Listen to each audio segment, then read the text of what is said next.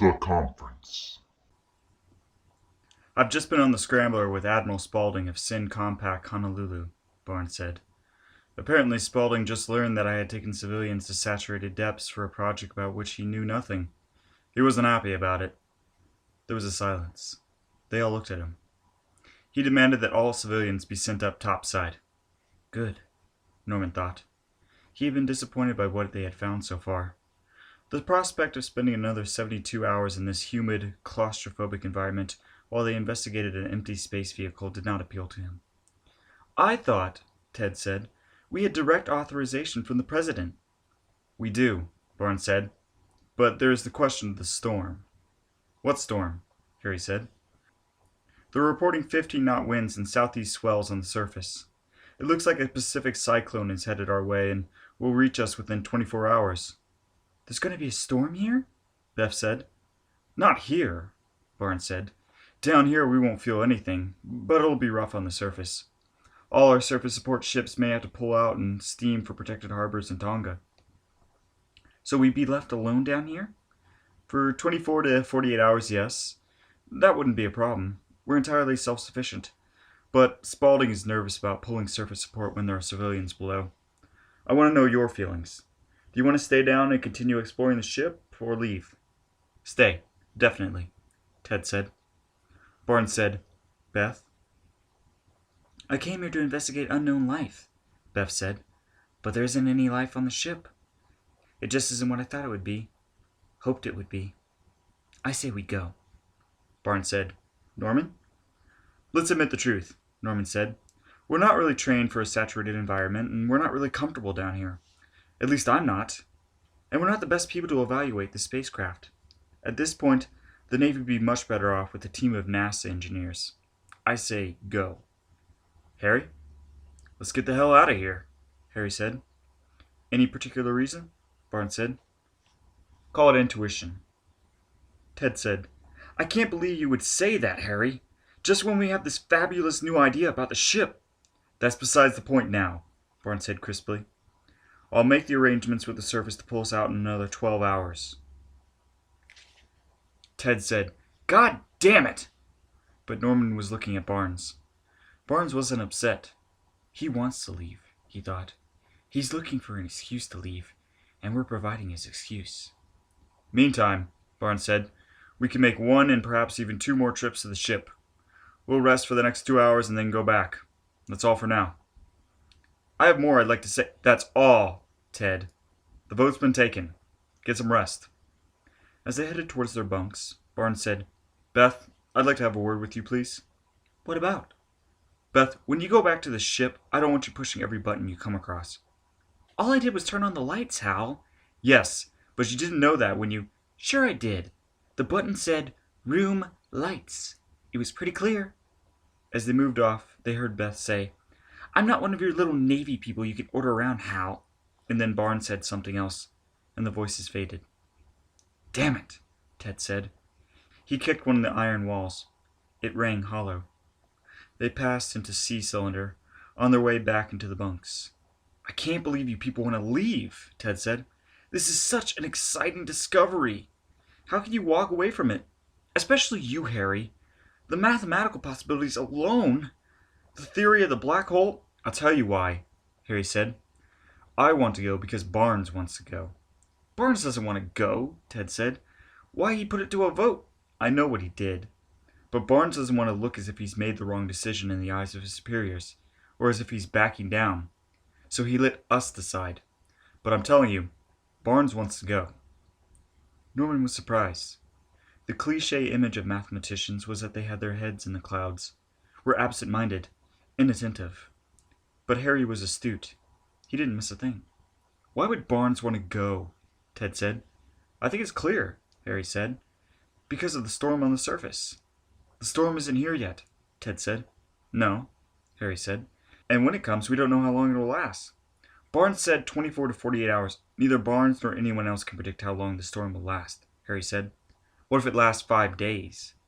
We can hold out that long. We have air and supplies for 5 days. What are you so worried about? I'm not worried, Harry said, but I think Barnes is worried. Nothing will go wrong, for Christ's sake, Ted said. I think we should stay. And then there was a squishing sound. They looked down at the all-weather carpeting at their feet. The carpet was dark, soaked. What's that? I'd say it was water, Harry said. Salt water? Ted said, bending over, touching the damp spot. He licked his finger. It doesn't taste salty. From above them, a voice said, That's because it's urine. Looking up, they saw Teeny Fletcher standing on a platform among a network of pipes near the curved top of the cylinder. Everything's under control, gentlemen. Just a small leak in the liquid waste disposal pipe that goes to the H2O recycler. Liquid waste? Ted was shaking his head. Just a small leak, Fletcher said. No problem, sir. She sprayed one of the pipes with white foam from a spray canister. The foam sputtered and hardened on the pipe. We just urethane the suckers when we get them. Makes a perfect seal. How often do we get these leaks? Harry said. Liquid waste? Ted said again. Hard to say, Dr. Adams, but don't worry, really. I feel sick, Ted said. Harry slapped him on the back. Come on, it won't kill you. Let's get some sleep. I think I'm going to throw up. They went into the sleeping chamber. Ted immediately ran off to the showers. They heard him coughing and gagging. Poor Ted, Harry said, shaking his head. Norman said, What's all this business about a black hole anyway? A black hole, Harry said, is a dead compressed star. Basically, a star is like a big beach ball inflated by the atomic explosions occurring inside it. When a star gets old and runs out of nuclear fuel, the ball collapses to a much smaller size. If it collapses enough, it becomes so dense and it has so much gravity that it keeps on collapsing, squeezing down on itself until it is very dense and very small, only a few miles in diameter. Then it's a black hole. Nothing else in the universe is as dense as a black hole. So they're black because they're dead? No, they're black because they trap all the light. Black holes have so much gravity, they pull everything into them, like vacuum cleaners. All the surrounding interstellar gas and dust and even light itself. They just suck it right up. They suck up light? Norman said. He found it hard to think of that. Yes. So what were you two so excited about with your calculations? Oh, it's a long story and it's just speculation, Harry yawned. It probably won't amount to anything, anyway. Talk about it later? Sure, Norman said. Harry rolled over, went to sleep. Ted was still in the showers, hacking and sputtering. Norman went back to D's cylinder, to Tina's console. Did Harry find you all right? He said. I know he wanted to see you. Yes, sir. I have the information he requested. Why? Did you want to make out your will, too? Norman frowned. Dr. Adams said he didn't have a will and he wanted to make one. He seemed to feel it was quite urgent. Anyway, I checked with the surface and you can't do it. It's some legal problem about it being in your own handwriting. You can't transmit your will over electronic lines. I see. I'm sorry, Dr. Johnson. Should I tell the others as well? No, Norman said. Don't bother the others. We'll be going to the surface soon, right after we have one last look at the ship. The large glass. This time they split up inside the spaceship. Barnes, Ted, and Edmonds continued forward in the vast cargo bays to search the parts of the ship that were still unexplored. Norman, Beth, and Harry stayed in what they now called the flight deck, looking for the flight recorder. Ted's parting words were, "It is far, far better thing that I do than I have ever done." Then he set off with Barnes. Edmonds left them a small video monitor so they could see the progress of the other team in the forward section of the ship, and they could hear Ted chattering continuously to Barnes, giving his views about structural features of the ship. The design of the big cargo bays reminded Ted of the stonework of the ancient Mycenaeans in Greece, particularly the Lion Gate brand at Mycenae. Ted has more relevant facts at his fingertips than any man I've ever known, Harry said. Can we turn the volume down? Yawning, Norman turned the monitor down. He was tired. The bunks in DH-8 were damp, the electric blankets heavy and clinging. Sleep had been almost impossible. And then Beth had come storming in after her talk with Barnes. She was still angry now. "God damn Barnes," she said. "Where does he get off?" "He's doing the best he can, like everyone else," Norman said. She spun. You know, Norman, sometimes you're too psychological and understanding. The man is an idiot. A complete idiot. Let's just find the flight recorder, shall we? Harry said. That's the important thing now. Harry was following the umbilicus cable that ran out the back of the mannequin into the floor. He was lifting up 4 panels, tracing the wires aft. I'm sorry, Beth said, but you wouldn't speak like that to a man. Certainly not to Ted. Ted's hogging the whole show, and I don't see why he should be allowed to. What does Ted have to do with... Norman began. The man is a parasite. That's what he is. He takes the ideas of others and promotes them as his own. Even the way he quotes famous sayings. It's outrageous. You feel he takes other people's ideas? Norman said. Listen, back on the surface, I mentioned to Ted that we ought to have some words ready when we open the thing. And the next thing I know, Ted's making up quotes and positioning himself in front of the camera. Well, what, Norman? Don't well me, for Christ's sake. It was my idea, and he took it without so much as a thank you. Did you say anything to him about it? Norman said. No, I did not say anything to him about it. I'm sure he wouldn't remember it if I did. He'd go, Did you say that, Beth? I suppose you might have mentioned something like that, yes. I still think you should talk to him. Norman, you're not listening to me. If you talked to him, at least you wouldn't be so angry about it now. Shrink talk, she said, shaking her head. Look, Ted does whatever he wants on this expedition. He makes his stupid speeches whatever he wants. But I go through the door first, and Barnes gives me hell. Why shouldn't I go first? What's wrong with a woman being first for once in the history of science? Beth. And then I had the gall to turn on the lights. You know what Barnes said about that? He said I might have started a short circuit and put us all in jeopardy. He said I didn't know what I was doing. He said I was impulsive. Jesus, impulsive? Stone Age military cretin. Turn the volume back up, Harry said. I'd rather hear Ted. Come on, guys. She glared at Norman. We're all under a lot of pressure, Beth, Norman said. It's going to affect all of us in different ways. You're saying Barnes was right? I'm saying we're all under pressure, including him, including you. Jesus, you men always stick together. You know why I'm still an assistant professor and not tenured? Your pleasant, easygoing personality? Harry said. I can do without this, I really can. Beth, Harry said, you see the way these cables are going? They're running towards that bulkhead there. See if they go up the wall on the other side of the door. You're trying to get rid of me? If possible. She laughed, breaking the tension. All right, I'll look on the other side of the door. When she was gone, Harry said, She's pretty worked up. Norman said, You know that Ben Stone story? Which one? Beth did her graduate work in Stone's lab. Oh. Benjamin Stone was a biochemist at BU. A colorful, engaging man, Stone had a reputation as a good researcher who used his graduate students like lab assistants, taking the results as his own. In this exploitation of others' work, Stone was not unique in the academic community, but he proceeded a little bit more ruthlessly than his colleagues. Beth was living with him as well. Back in the early 70s, apparently she did a series of important experiments on the energetics of ciliary inclusion bodies. They had a big argument, and Stone broke off his relationship with her. She left the lab, and he published 5 papers, all her work, without her name on them. Very nice, Harry said. So now she lifts weights. Well, she feels mistreated, and I can see her point. Yeah, Harry said. But the thing is, lie down with dogs, get up with fleas. You know what I mean? Jesus, Beth said, returning.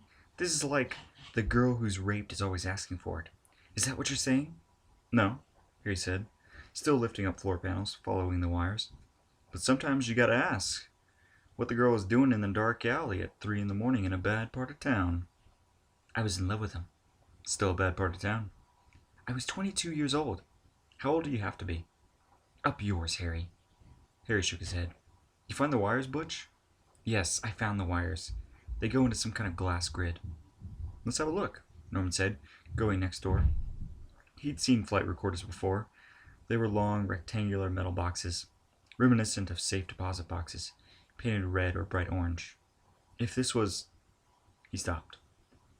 He was looking at a transparent glass cube, 1 foot on each side. Inside the cube was an intricate grid arrangement of fine, glowing blue lines. Between the glowing lines, blue lights flickered intermittently. There were 2 pressure gauges mounted on top of the cube, and 3 pistons, and there were a series of silver stripes and rectangles on the outer surface on the left side. It didn't look like anything he had seen before. Interesting. Harry peered into the cube. Some kind of optronic memory is my guess. We don't have anything like it. He touched the silver stripes on the outside. Not paint. It's some kind of plastic material. Probably machine readable. By what? Certainly not us. No. Probably a robot recovery device of some kind.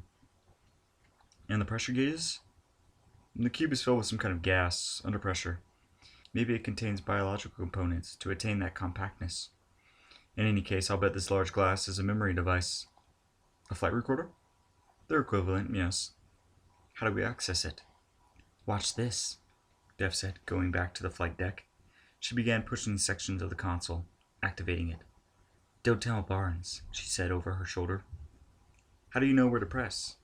I don't think it matters, she said. I think the console can sense where you are. The control panel keeps track of the pilot? Something like that. In front of them, a section of the console glowed, making a screen, yellow on black.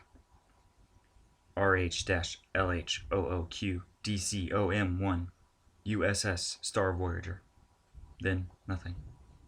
Harry said, now we'll get the bad news. What bad news? Norman said, and he wondered why had Harry stayed behind to look for the flight recorder, instead of going with Ted and Barnes to explore the rest of the ship. Why was he so interested in the past history of this vessel? Maybe it won't be bad, Harry said. What do you think it might be? Because, Harry said, if you consider it logically, something vitally important is missing from this ship. At that moment, the screen filled with columns. What's your pleasure? Beth said, hands on the console. Flight records, Harry said. He bit his lip. There was a long list of dates, starting from January 1st, 2043, ending in January 1st, 2056. Entry event. FDS, entry event. FDS, entry event summary. Then nonsense. What do you make of that? Norman said. Harry was peering at the screen. As you see, the earliest records are in 3-year intervals.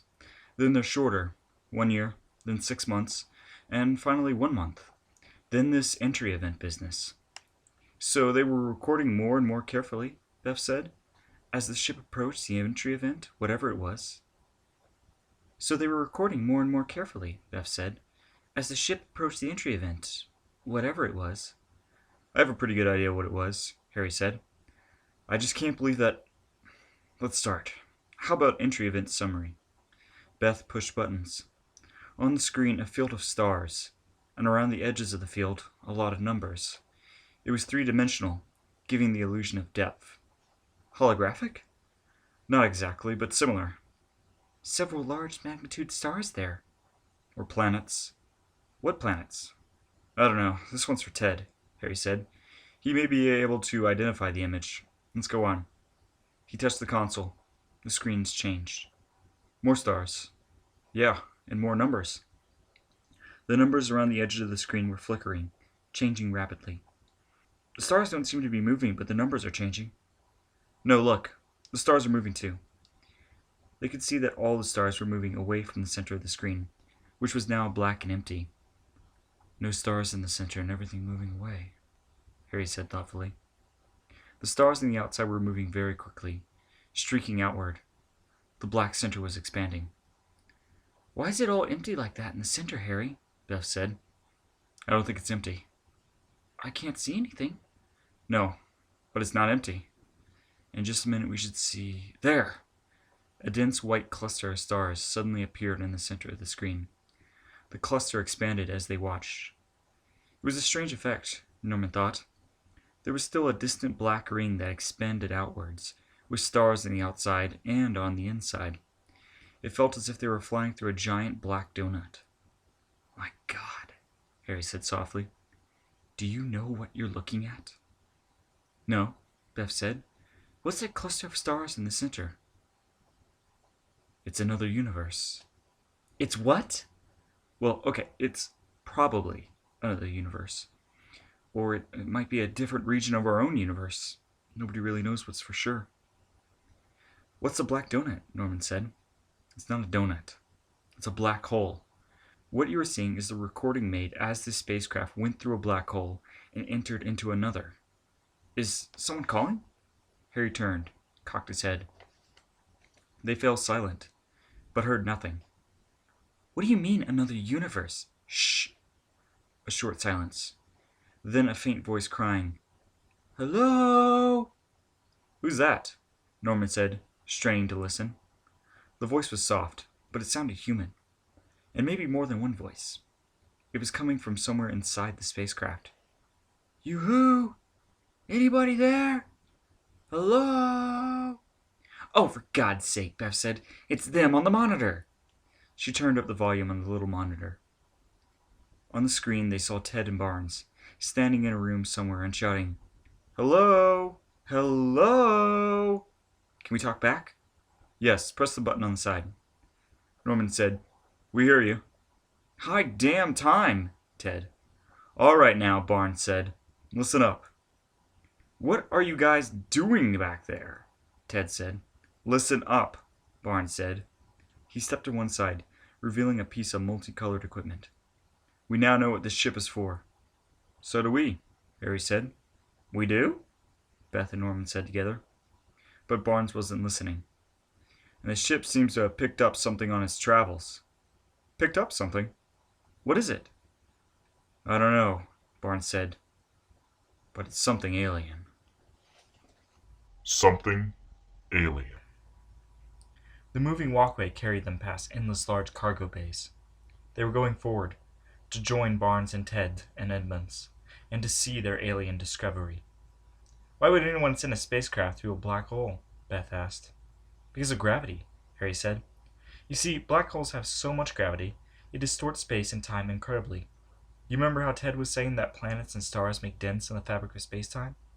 Well, black holes make tears in the fabric. And some people think it's possible to fly through those tears into another universe, or another part of our universe, or to another time. Another time? That's the idea, Harry said. Are you people coming?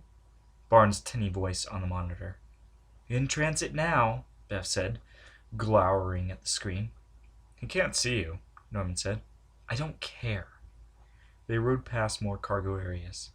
Harry said, I can't wait to see Ted's face when we tell him. Finally, they reached the end of the walkway. They passed through a midsection of struts and girders and entered a large forward room, which they had previously seen on the monitor. With ceilings nearly 100 feet high, it was enormous. You could put a 60-story building in this room, Norman thought. Looking up, he saw a hazy mist or fog. What's that? That's a cloud, Barnes said, shaking his head. The room is so big it apparently has its own weather. Maybe it even rains here sometimes. The room was filled with machinery on an immense scale. At first glance, it looked like an oversized earth-moving machinery, except it was brightly painted in primary colors. Then Norman began to notice individual features. There were giant claw hands, enormously powerful arms, moving gear wheels, and an array of buckets and receptacles. He realized suddenly he was looking at something very similar to the grippers and claws mounted on the front end of the Sharon 5 submersible he had written down on the day before. Was it the day before? Or was it still the same day? Which day? Was this July 4th? How long had they been down here? If you look carefully, Barnes was saying, you can see that some of these devices appear to be large-scale weapons. Others, like that long extensor arm, the various attachments to pick things up, in effect make this ship a giant robot. Robot? No kidding, Beth said. I guess it would have been appropriate for a robot to open it after all, Ted said thoughtfully. Maybe even fitting. Snug fitting, Beth said. Pipe fitting, Norman said. Sort of robot to robot, you mean, Harry said. Sort of a meeting of threads and treads? Hey, Ted said. I don't make fun of your comments when they were stupid. I wasn't aware they ever were, Harry said. You say foolish things sometimes. Thoughtless. Children, Barnes said. Can we get back to the business at hand? Point it out next time, Ted. I will. I'll be glad to know when I say something foolish. No problem. Something you consider foolish. Tell you what, Barnes said to Norman. When we get back to the surface, let's leave these two down here. Surely you can't be thinking of going back now, Ted said. We've already voted. But that was before we found the object. Where is the object? Harry said. Over here, Harry, Ted said with a wicked grin. Let's see what your fabled powers of deduction make of this. They walked deeper into the room, among the giant's hands and claws, and they saw, nestled in the padded claw of one hand, a large, perfectly polished silver sphere, about 30 feet in diameter. The sphere had no markings or features of any kind. They moved around the sphere, seeing themselves reflected in the polished metal. Norman noticed an odd shifting iridescence, faint rainbow hues of blue and red, gleaming in the metal. It looks like an oversized ball bearing, Harry said. Keep walking, smart guy. On the far side, they discovered a series of deep, convoluted grooves, cut in an intricate pattern into the surface of the sphere. The pattern was arresting, thought Norman, though Norman could not immediately say why. The pattern wasn't geometric, and it wasn't amorphous or organic either. It was hard to say what it was. Norman had never seen anything like it, and as he continued to look at it, he felt increasingly certain that this was a pattern never found on Earth, never created by man, never conceived by a human imagination. Ted and Barnes were right. He felt sure of it. This sphere was something alien.